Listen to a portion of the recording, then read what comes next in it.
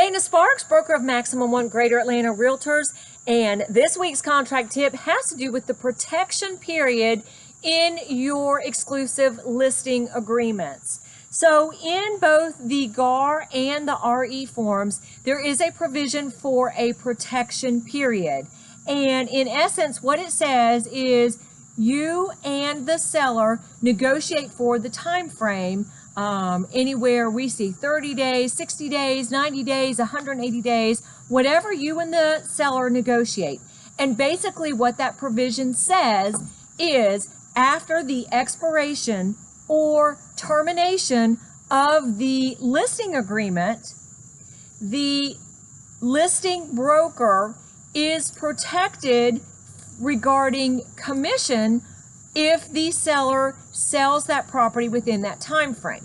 However, there are a few howevers in there. So let me read the GAR provision.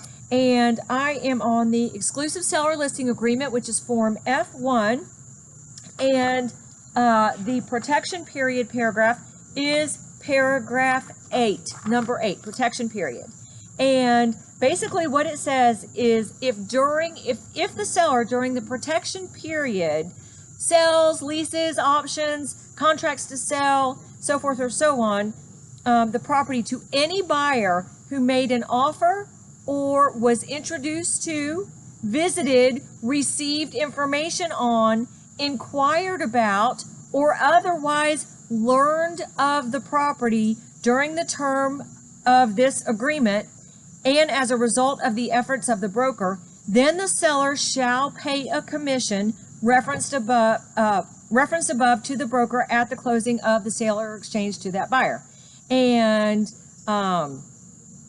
then it further says, if this agreement is terminated by the seller without the express written consent of the broker, then the protected period shall be the time period referenced above plus the number of days remaining on the listing agreement from when the seller terminated without the consent of the broker.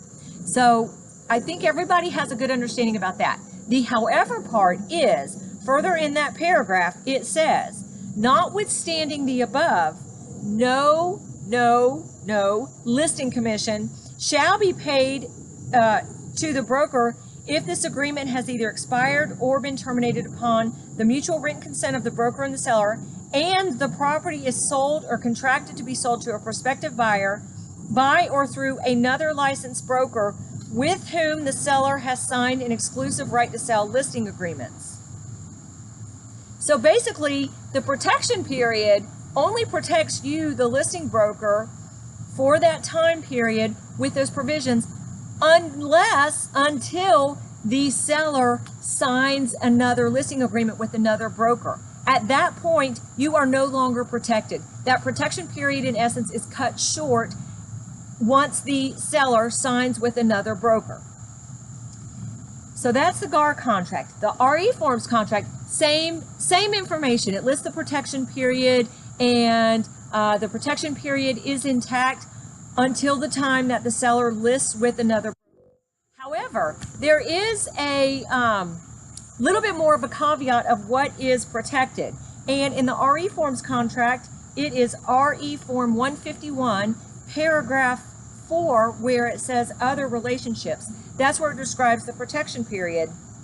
But it says the listing broker is protected for X number of days after the expiration or any extension thereof to a buyer to whom the property was offered during the term of this agreement or any extension hereof by the broker, by the seller, or anyone else. Seller agrees to pay broker commission at the time at the rate specified.